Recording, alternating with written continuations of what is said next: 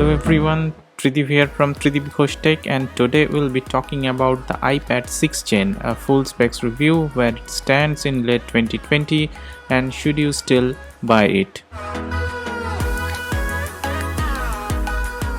The iPad 6th Gen was released on March of 2018, also known as iPad 2018. This was Apple's 6th installment in the original iPad lineup, which Apple calls just the iPad. This is Apple's entry-level and cheapest iPad lineup, but not the smallest one. Of course, we already have the iPad mini as the smallest option. After more than 2 years of usage, the solid metal body held up pretty well and screen looks in good shape too. And the model does look a bit backdated but not obsolete, as Apple just released the 8th Gen iPad with similar looking bezels and slightly bigger screen. This iPad has a 3.5mm audio jack and the power button at the top, volume up and down button at the right, nothing on the left side, and a single camera and Apple logo at the back. This is space gray model, but it also comes with a silver and gold color variant. Now the display, it has a 9.7-inch Retina display, which is actually a LED backlit IPS display with 1048 and 1536 at 264 ppi resolution display. The display is sharp and has 500 nits max brightness, which is adequate for using under direct sunlight also.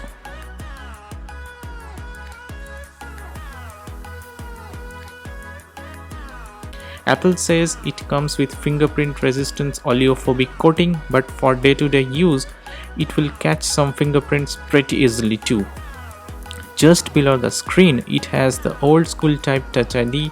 Well, I say old school, but this type of Touch ID is still being sold with the latest iPad 8th Gen, iPad mini, and Apple's brand new iPhone SE, which Apple switching to inbuilt Touch ID in the power button with the latest iPad Air 4th Gen released last month.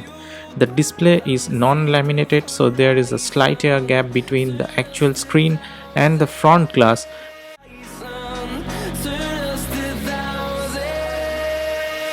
The iPad comes with Apple A10 Fusion chip with 64-bit desktop class system on a chip architecture and Apple M10 Motion Pro processor. This chip came out with iPhone 7 series back in 2016, but as Apple's custom-made chips are always years ahead of its time, it handles most of day-to-day tasks pretty well. The chip is built on 16nm process with max clock speed up to 2.34 GHz. It has 4-core CPU and custom-made GPU inside. Though Apple never mentions about the RAM, but this device comes with a 2GB LPDDR4 RAM, but with a superbly optimized operating system. The RAM is not an issue for day-to-day tasks. If you open a lot of apps together, some apps will reload, and though I haven't tested it for extensive gaming, this iPad is okay for light gaming from Apple Arcade as well. This iPad comes with 32GB and 128GB of storage, with both models having Wi-Fi only and Wi-Fi plus cellular variant.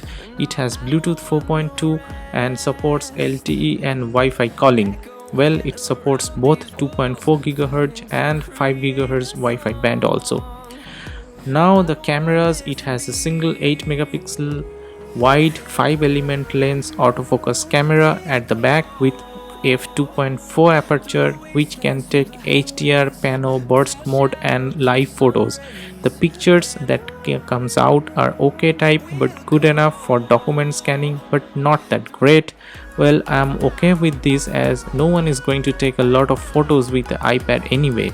I'm adding some sample shots here taken by the back cam. This camera can shoot 1080p HD videos with 30 frames per second and 720p slow motion video at 120 frames per second. It has video stabilization, tap to focus and 3x video zoom as well. The front cam has 1.2 megapixel FaceTime HD camera with f2.2 aperture, which is just good for casual video calling and nothing else. Yes, I repeat, nothing else, not even for a quick selfie. The front cam can also record 720p HD video. This device came out when Apple was yet to separate iPadOS from iOS. It came out with iOS 11.3 and is now updated to the latest iPadOS 14.2 and is definitely going to be supported with many years of iPadOS update as per the Apple track record. Like RAM, Apple also never specified the battery capacity, but on record it comes with 8828 mAh lithium-ion battery, which Apple says is good for up to 10 hours of surfing the web on Wi-Fi and watching videos, and up to 9 hours of surfing the web using a cellular data network. Even after all these years of usage and degradation, the battery backup is pretty impressive. The weight of the Wi-Fi only version is 469 grams or 1.03 pounds, and the Wi-Fi and cellular model is 478 grams or 1.05 pounds. Weight balance is pretty nice. The speaker is a bottom firing 2-speaker system, so in case you place your hands on the speaker grills directly, the audio will be obstructed, though the speaker is loud enough. Now for the connectors and accessories, it is dependent on Bluetooth and the Lightning port, as it lacks the smart connector which was added later in the 7th gen iPad model. You can use some Lightning port dongles to connect other devices. With the iPadOS 13 came the support of mouse and keyboard, so you can use Bluetooth keyboard and mouse, including the Apple Magic Keyboard and the Apple Magic Mouse. This iPad supports Apple Pencil 1, which is one of the best accessories of this device for drawing, taking quick notes and editing. Now with the latest iPadOS comes the Scribble feature, which whatever you write on the screen with Apple Pencil, it will be automatically converted to text. Though the low latency Apple Pencil glides very easily, the non-laminated display does not give you exact feeling of writing on the paper, which you get with iPad having laminated display and Apple Pencil 2 support. You can feel the air gap in the display more while using the pencil, though it is not a deal breaker at all given the price point. Now finally, should you buy this device? Well, if you are looking for a second-hand entry-level iPad with latest OS update for casual stuffs, video calling, media consumption, document editing, light gaming, this device might be for you. This could be a very handy device for your child, as this can be used for taking notes, editing photos, searching web with the combination of Apple Pencil. So with someone trying to buy an iPad for the first time and getting this second-hand model around 15,000 Indian rupees, this could be an entry-level device for you. So that was the video, guys. If you have liked it, please consider subscribing and press the bell icon, as it means a lot to me. Also like, share and comment, and I hope to see you in my next video. Peace.